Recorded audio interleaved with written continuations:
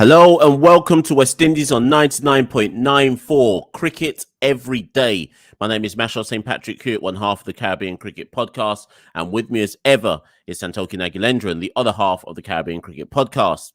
West Indies on 99.94 is your new home for West Indies cricket content, and we'll be dropping into your podcast feed on YouTube or the 99.94 app several times every week. So rate, review, like, share, and subscribe. And thanks for joining Cricket's Conversation.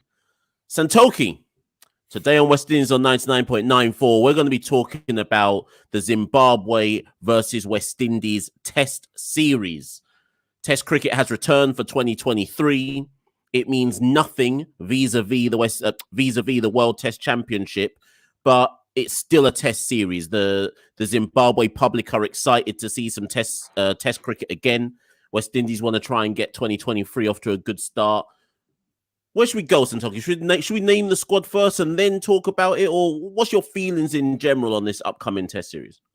Yeah, you said we're here to talk about Zimbabwe West Indies Test Series. We may be the only people talking about the series with the influx of T20 leagues at the moment, and obviously the big series which will get headlines, India and Australia. But this is an important series for both sides. I mean, Zimbabwe haven't played a Test match since July 2021. So in theory, on paper, it's advantage West Indies because we've played probably about 10 or 11 tests during that period. So we've got the experience. However, as you said, Mashal, we've seen during, I think it's Zimbabwe series against Ireland in the white ball, the crowd, the fans are really pumped up to watch cricket again in Zimbabwe. So that could play a massive effect. It's always tough touring away. So I'm just going to put it to you. First question, Mash. West Indies have never lost a test to Zimbabwe since they first started playing them in 2000. Do you see that run continuing, or do you see there a chance of it being a quote-unquote upset against the West Indies in this series? It's a difficult one, Santoki, to be fair. The last time we were in Zimbabwe, we won 1-0. I think it was 2017. And that was kind of around the time when the squad was seen as like this young up-and-coming squad. It's when the likes of Hope and Chase and all the Dowrich and all of that lot were seen as this is the new breed. These are the ones who are going to revitalize West Indies in Test cricket. Anyways, we won 1-0. First test was actually the test we won was quite comprehensive. The other one we could have gone on to lose that one. It's hard to judge it, right? And the reason why it's hard to judge is because Zimbabwe don't play enough cricket for us to really know what the situation is, if that makes any sense. Put it this way, if we were to lose the Test series, would I be surprised? No. But that's because nothing surprises me anymore in West Indies cricket. I think more likely, if you want me to give you kind of like a prediction right here, right now, I'd say that it's more likely that we draw this Test series, probably, and that will prompt a huge cuss out within the region if we draw the Test series, right? It's hard to say with chest that there should be an expectation that the side win 2-0. I can't say that with any level of confidence. I'm not going to be foolish enough to go, they should win this 2-0. I don't think the gap, even with Zimbabwe not playing enough Test cricket, I'm not convinced the gap is that wide, if you see what I mean, in terms of confidently predicting it will be 2-0. But off the back of our progress last year, beating England at home, beating Bangladesh at home, and obviously getting licked down by the Australians, we go in as favourites. But I think it's hard for any rational cricket head to confidently say this should be a straightforward 2-0 win for the West Indies. Yeah, it's interesting as well because I think the timing of this series as a precursor to the South Africa series means inevitably a lot of fans will essentially see it as a warm-up for that South Africa series. So I mean, I think a few fans in the region will be taking this for granted that West Indies will win. And as you said, I would put us as favourites based on the fact we have been playing Test match cricket. But you know what we always say, there's never a dull day in West Indies cricket. Anything could happen in this series. And I think for that reason, it's definitely going to be an engaging and interesting competitive series across the two tests. But Mash, let's get into it. I'm going to name the squad. The players were taken to Zimbabwe. Obviously, Andre Kohli's first assignment as interim head coach. We've got Craig Brathwaite leading. Shout out Craig Brathwaite, named in the ICC Test 11 of 2022 for his great performances for West Indies last year. Jermaine Blackwood as vice-captain, Nkrumah Bonner, Tagenarine Chanderpaul, Roston Chase, Joshua De Silva, Shannon Gabriel makes his return to West Indies colours, Jason Holder, Alzari Joseph, Carl Mayers, Gudakesh Moti, Raymond Reefer, Kimar Roach, Devon Thomas, and Jamel Warrican. So I guess, Mash, it's only right we start, I guess, with that batting lineup. Any concerns with it? Obviously, we're expecting Craig Brathwaite to sort of lead the line, continuous performances from 2022. But how confident are you in this batting lineup generally in terms of putting up runs against Zimbabwe? I mean, it's good to see Bonner back. I know there's been quite a few voices in the I knew you were going to go straight to Bonner, you know. There's been quite a few voices in the region loudly saying that Bonner shouldn't be in the test squad anymore. And almost, Santoki, if you wanted an understanding of West Indies cricket in a nutshell, it's the fact that the person with the best average is the one getting the biggest cuss out. But it's good to have him back because no matter what people say, I think we missed Bonner in Australia. You and I had said before the Australia series that our best chances of a good defeat were Brathwaite, Chanderpaul, and Bonner soaking up balls in Australia. Obviously, Bonner got the concussion and was out of the series before it really started. So I think your top three of Brathwaite, Chanderpaul, Bonner is as solid as you can possibly get right now in West Indies cricket. So it's good to see him back.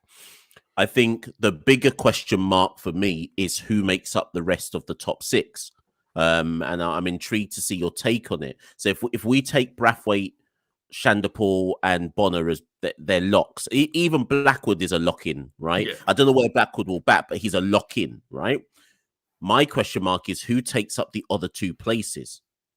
Now, as things currently stand, I foresee a situation where Carl Mayers isn't in the team, as things currently stand, because whether Roston Chase should be in that squad or not, once he's in the squad and he's the backup spinner, he'll now go back to his quote unquote proper role, which is batting all-rounder who can bowl some occasionally good off-spin, as opposed to frontline off-spin bowler in Australia, which was bizarre, right? Because Roston Chase has found his way back into the test squad, he almost has to play as the second spinner, if you get my drift. And if Chase has to play, Chase, Mayers, and Holder don't all play in my team. So the question I put back to you, Santoki, is who's holding a drop out of those players in a top 6/7? They can't all play. They surely can't all play. Yeah, I mean, I'm inclined to think similar to you. I think it might have to be Mayers. I think, as you said, the fact we've taken two left-arm spinners in the squad, Moti and Warrican, we'll get onto the bowlers in a bit, but the fact we've got a spin-heavy side means it would almost be foolish to not play Chase if you're relying on spin being effective, just because he has that ability with the ball, and he wasn't a batting all-rounder when he first came into the side. So I think we could see him revert to that. And I also think you're not going to take Jason Holder to Zimbabwe and then not play him. I think Jason Holder will play definitely. So I think, I mean, rightly or wrongly, Carl Mayers is going to hold the drop there just because of the what Roston Chase offers with the ball, and then also just the fact it's Jason Holder and kind of he has been over the past. I know last year wasn't a great year for him, but generally he has been a world-class all-rounder for the side. So I just don't think you take him there to drop him. So I think that will be the top six. I think if you're looking at, I think, as you said, Jermaine Blackwood's a lock-in. The fact he's been named as vice-captain means he'll play in that first test. But I think the biggest question marks for me, Mash, will be over Blackwood's side place in the side, especially with his run of form. I could see very well, if he does not perform with the bat in these two tests against Zimbabwe, he'll hold the drop for South Africa. So for me, if I'm looking at a batting lineup, I know there's been question marks around Bonner. I feel that's fan pressure. I don't feel there's actual pressure on Bonner to put the runs at the moment. I feel if you're looking at someone who's essentially playing for their long-term place in the squad, it will be Jermaine Blackwood. Yeah, it's interesting you say that, because that was going to be on my next talking point. Who do you think is actually at risk? And you say Blackwood, but I'm gonna throw something even more dangerous. Let me throw this hand grenade into the conversation. If Jason Holder doesn't perform in Zimbabwe, should he be dropped from the Test side? But seriously, if we were a proper Test nation, quote unquote nation, if we were actually holding people to account for performance, Jason's performances in Tests in the last even if we just take 2022, it's not good. Jason, okay, let me rephrase this. Would it be fair to say that Jason is in the side because he's Jason Holder? He's not in the side because of performances with bat or ball in the last year in Test cricket, right? And don't get me wrong, I'm not saying that I'm not trying to say drop Jason Holder, but I'm saying if all things were right, if he failed to perform versus Zimbabwe, his spot should come under scrutiny. I don't think it will, but do you want to go in? Do you want to handle that hand grenade there? I completely agree. I don't think he will get dropped. I think the narrative could be turned into, well, his bowling will be more effective on South African pitches. So that could be a narrative. But I think it is, as you said, the fact he's Jason Holder, kind of where his name holds in world cricket, it shouldn't be the case.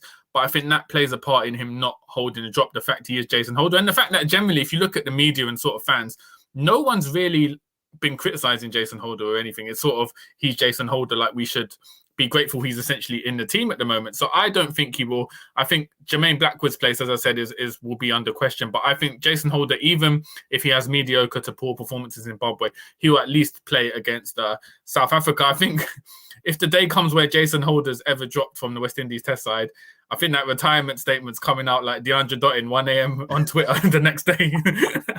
So we'll have to wait there. But Mash, we're going to take a quick break. When we're back on the other side, let's have a look at the other side. Let's take a look at the bowlers we've taken to Zimbabwe.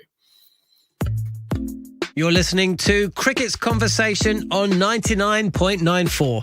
Whatever your team, we have the show for you on podcast, YouTube, or on the 99.94 app. We have India, England, South Africa, West Indies, and now Sri Lanka covered. If you want to find us, the best way is to follow us on social media at 9994DM by downloading the 9994 app or Google 99.94 on podcast. We speak cricket. Now, Mash, sorry, Zatogi. I just said we speak cricket indeed, but come in.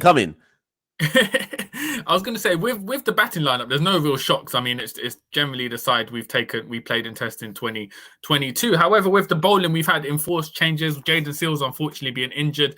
Anderson Phillip injured. Markino Minley still not recovered from the injury he picked up in Australia. All of these have combined to force the return of Shannon Gabriel. He hasn't played since the series against Sri Lanka in 2021. He's played occasional games in the regional season, county cricket. We last saw him in the Super 50, where he pulled up injured in the final, only bowled 4 overs. Now, Mash, we're gonna address the big question. With Shannon Gabriel's consistent injury record, I mean, there's no question over his ability when fit. He's an excellent bowler to have in your ranks. Just with his injury record, do you think it was foolhardy from the selectors to not pick even more bowling cover? If you're relying on Shannon Gabriel to play these 2 tests and potentially the 2 against South Africa, is it right based on his history, or is it logical that we're essentially relying on him? So this is where, sorry. Let me deal with the first part. Yeah, there's a separate episode we need to do on the West Indies selectors. If I'm honest, maybe when this episode is done, we can get in the WhatsApp and discuss the episode on West Indies selectors, because there's been more than a few selections in the last 6 months or so, possibly longer, where we're just scratching our heads, where things don't make logical sense, right? The decision to pick Gabriel is the right one. That's actually correct. The decision to pick Gabriel and have nobody to cover him should he break down, or Roach for that matter, or anybody. And if this isn't just about Gabriel, Santoki. If Joseph, Roach, or Gabriel broke down, who's covering them? Devon Thomas. And I'm not even saying that as a joke. Raymond Reed for Devon Thomas. They would have to be the bowling cover, right? And nobody in their right mind would accept that as a like-for-like replacement. So there are question marks about where's the extra seamer. Disclaimer, maybe they're going to carry an extra seamer or call somebody up from the Caribbean after the first two rounds of the West Indies Championship and fly them to South Africa. So maybe, because remember, we should point out, this was the squad announced. They didn't say Zimbabwe and South Africa. They just said Zimbabwe. So maybe actually another seam is going to come in by the time the South Africa tour starts. But I just think that there are rightful questions to be raised about not say Gabriel broke down within 5 overs of the first test. What are you doing then? Now, does it mean that Kyle Mayers therefore comes into the team as a bowling all-rounder, for example, or whatever it might be? Again, I have to come back to you, Santoki. What do you think was going through their head? Because I can't make rhyme nor reason of it. And before you answer that, actually, maybe, and I doubt it, but do you wonder if their plan then is to go in with only 2 frontline seamers? So maybe the plan is Joseph, obviously, Roach or Gabriel, or you rotate Roach and Gabriel, so 1 test each, and then your other seamer would be Jason Holder, and then it's just spin. So as much as we're saying, where's the backup for Gabriel, maybe the plan is to play both Warwican and Multi. Do you think that's the plan? It has to be up for consideration. I mean, if you pick 2 specialist spinners in your squad of 15, you're essentially saying you are going to go with spin. So you could very well see a rotation. Maybe Roach play the first test, Gabriel play the second test, especially if conditions are conducive to spin. I just think, as you said, Mash, I know for financial reasons, they generally take 15 players in the squad, but to have 2 full-time frontline spinners instead of an extra pace bowling in the context of Gabriel and Roach's injury history, it just seems like we're setting ourselves up for a potential risk during this series. And I think also a lesson hasn't been learnt from Australia, because it was always, again, naive to fly Marquino Minley all the way from the Caribbean to Australia and have him play a test a few days later. I think if you're flying for 30 plus hours, it's always going to set yourself up for potentially getting an injury as well. So I hope we don't have a case where, someone gets injured in the first test and we're flying someone up from the Caribbean as an emergency cover for the second test to Zimbabwe. So you would imagine they are going to go with spin. But I think if Gabriel and Roach are fully fit, and we can utilize them across the test, I think they will cause a lot of damage in Zimbabwe against the batters. So I'm hoping that they can all stay they can all stay fit. But it is treading on thin ice, Mash, I would say. It's a very risky tactic from my point of view, just bearing in mind kind of Gabriel's. He hasn't played first-class cricket in about 6 months, bearing in mind his injury record. As I mentioned earlier, he pulled up injured in Super 50 after playing 50 games over a concentrated period of time for 2 weeks. So there will be question marks over that. So I just have to go back to what you said, Mash. I do think they'll utilize spin and potentially rotate Roach and Gabriel and just hope that Holder can contribute. Yeah, it's going to be very, very interesting to see how this unfolds. And I think it's also worth pointing out, we're talking about 2 tests in Zimbabwe, then 2 tests in South Africa. But when you put the whole tour together, it's warm-up game versus Zimbabwe 11, then 2 tests, then warm-up game in South Africa, then 2 tests. So really, we shouldn't be looking at this as just 4 games. We're looking at this as 6 games. What is their plan to rest and rotate when you only have 3 seamers to work with? Like I say, unless they're looking at a Raymond Reefer as you are going to be the backup seamer, but even that would make no sense, Santoki, because the last time we saw Raymond Reefer play a test, he was batting at number 3 versus England. So even that would make no sense whatsoever. And even if it was Kyle Mayers, that would make no sense whatsoever, unless you were suddenly going to move Kyle Mayers down to number 8. Listen, Santoki, before we take the final break, just let's quickly look at this issue as well, and that's being the issue of the 2 spinners, and it's the big cuss out issue that's been going around the Caribbean. No Jimbo Santoki, no Rakeem Cornwall, and we've got 2 left arm spinners instead in Multi and Warwican. No Versamy Permo. So we seem to have gone, Santoki, from over the last year in West Indies cricket, Cornwall to Warwican to Permo, to Chase, to Warwican, and Multi. What's going on, Santoki? Is that just the history of West Indies and spin bowlers in a nutshell? The selectors are in a spin. I don't know what's going on, because if we give it some context, Rakeem Cornwall was in the side and then got dropped And then the series against Sri Lanka, Permaul and Warrican actually played the second test. Permaul took, I think, was it 7 or 8 wickets across that test, kept his place for the England series. Then out of nowhere, almost, Moti, who had been playing white ball cricket, had been selected for the test side against Bangladesh. And then now we're sort of at a weird stage where Warrican has jumped ahead of Veersamy Permaul. Moti's kept his place at the top, and Rakeem Cornwall was nowhere to be seen. It's like a weird jigsaw that doesn't make any sense, because if we've been saying all this time, all right, Pura and Evan Lewis, they can't play test cricket because they're not performing in regional, they're not playing in regional cricket. But then the two spinners with the best economy and most wickets, Cornwall and Permaul, aren't anywhere to be seen in the test side, where we've taken 2 specialist spinners. It leads a lot of question about where is the link then between regional performances and that pathway to the test side. I don't see, unless there was a personal reason or issue why Permaul could not travel to Zimbabwe, I don't see why he wasn't picked ahead of Warrican, considering he took more wickets, had a better economy, more experience. We've seen what he can do in spinning conditions in Sri Lanka. I just don't see how Warrican justified his place, as I said, unless there was a specific reason why Permaul couldn't make it. And it'd be interesting to see if the selectors do a press conference, Desmond Haynes and Roland Butcher, if they do kind of clarify how Warrican made the criteria ahead of Permaul.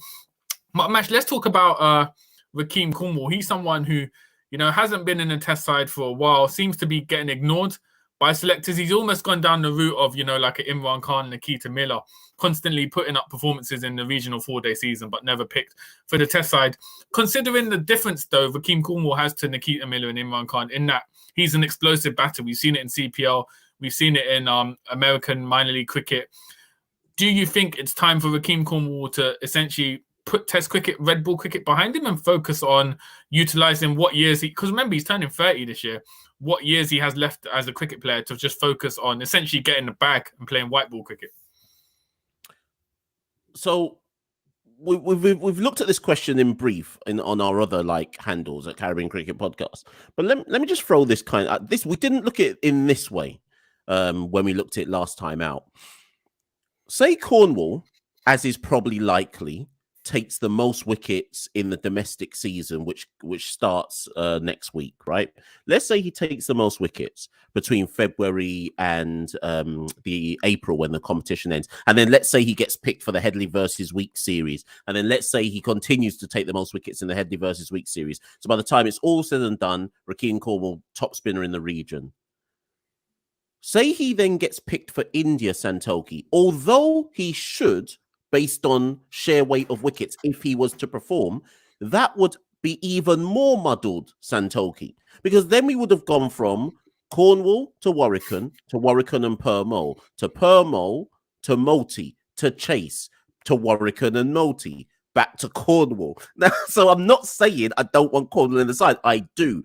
But at what point do the selectors front up and say, this is our rational thinking, and it can be shown clearly over a long stretch of time? Because at the moment, Santoki, it seems like just pull somebody out the hat and just say, your turn now. And what shows that is how we ended up with the inexplicable decision of Chase going as a frontline spinner to Australia. Because how else can you explain the attitude to spin in the region? So for me, it's almost, in some ways, it's almost lose-lose for Rakeem.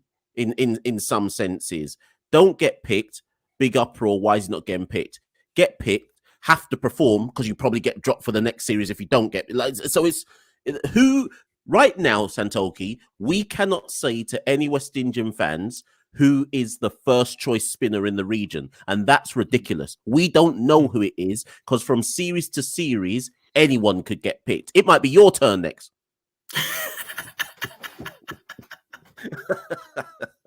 What are you saying? Listen, never a dull day in West Indies cricket. But I think I'm hoping that the selectors do a press conference, in the coming days or something about this selection conundrum. Hopefully, one or both of us will be there to put that question to Desmond Haynes and Roland Butcher. Because I do think, Masha, as you said, if you can't offer a clear reason looking at it as fans, if there's no clear directive as to how certain spinners have made the side, it needs to be clarified by the selectors. What is the reason why Warrican has been declared able to play in this test and not Permaul, for instance? We just need that clarified and search answers. But a lot of big questions to answer in the coming days. But Mash, we're going to take one final break, and when we're back on the other side, we'll be coming up with our summaries. If you love the language of cricket and want more, then head over to the 99.94 app and you can hear all of our podcasts and cricket commentary. We're adding new shows all the time and covering cricket series from all over the world. Be the first to hear all of our announcements by following us on social media at 9994DM. Welcome to Cricket's Conversation.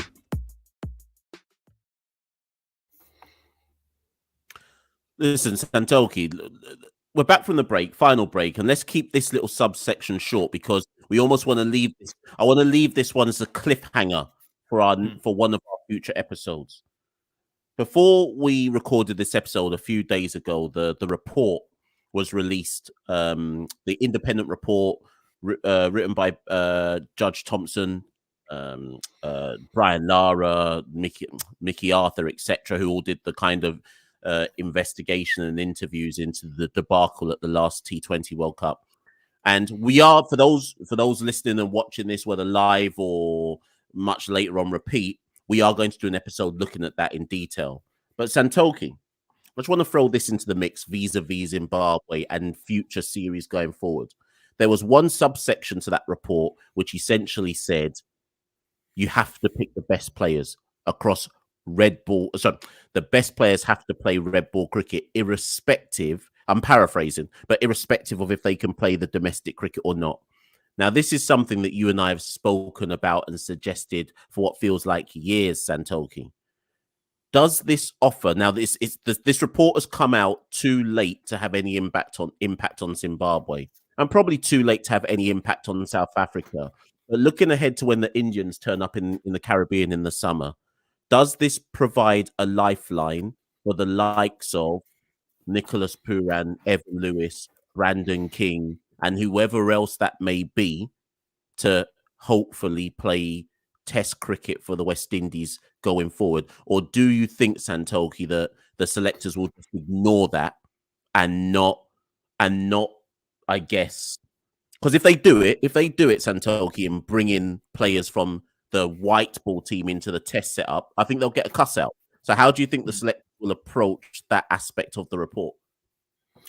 I think as a start, it's a good start that it's on paper that, a think tank have suggested this. I think there's a lot of factors at play. One being it depends on who are the Cricket West Indies administrators after the election in March and how far they go in implementing the recommendations of the policy. And also with a new administration, generally there could be changes to the selection panel. So I think there's a lot of factors there, but I think this has started an interesting conversation because, it's something I've heard Ian Bishop talk about on commentary a lot. You need the fundamentals of red ball cricket, playing regular Test cricket to improve your own white ball game. And I think if we take Chris Gale, for example, one of the greatest all times in T20 cricket, he started his career, he played over 100 tests.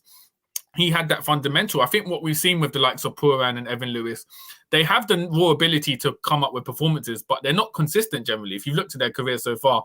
And I think that's where they could probably see red ball cricket benefiting themselves and West Indies benefiting from having them in the Test side. I think it's important to also note the recommendation did say starting from the Australia series in 2024. So they're already planning ahead for 2024. So I think this year we won't see any of those players featuring Test cricket. But I'd be interested to see how Cricket West Indies start the conversation, if they do decide to do it. And if it does work out, if we do see Pooran, Evan Lewis, Brandon King, Akil Hussain, Odean Smith take part in Tests in 2024, I think it will massively benefit West Indies cricket. And Mash, you've always emphasised, when we're working with such a small pool because of populations, as we can't afford to be picky, essentially, we have to get the best players we can play in all formats. So I think this has started an important conversation, and I'm glad it's been written down in paper in this report, because now it means the administration has to be proactive, has to address it and say, are they going to be doing it? If not, why are they not going to be doing it? It's essentially been an elephant in the room for the past 3 or 4 years. So I think this is a good start. Yeah, most definitely. And yeah, I said we were going to leave it as a cliffhanger, people. So if you're expecting us now to go into a massive conversation about this, we're deliberately leaving it there. By all means, get in the comments below. Let us know what you think about that. And like I say, we are going to deep dive on that independent report, because if that's if that point that Santoki and I just spoke about is the first time you're hearing about it, that's not even the most explosive thing in the report. So we will be coming back to that report and talking through all the various things that were raised about West Indies cricket. But let's wrap it. Let's wrap this one here, Santoki. We've got plenty more coming. The test series starts next week. We got plenty more content coming, lots of things to look at, and as we always say, Santoki, never a quiet day in West Indies cricket. Yeah, never a quiet day in West Indies cricket. We said the next episode we'll be looking at the report, but if Zimbabwe beat us by an innings or something, we'll have to do an emergency podcast very, very soon. So, guys, as always, keep an eye out. Follow. We've got a new Twitter page, West Indies on 99.94 on Twitter. Find us there. Give us a follow. Obviously, support Carib Cricket, the movement. We're on Twitter, Instagram, Patreon. So, yeah, just give us, if you want to comment on selection policies, who you think should have made the tour for Zimbabwe, just comment, hit us up, and we'll be glad to start that conversation. But for now, that's all from both of us, Mash. Yeah, stay locked, people, and look out for some future content.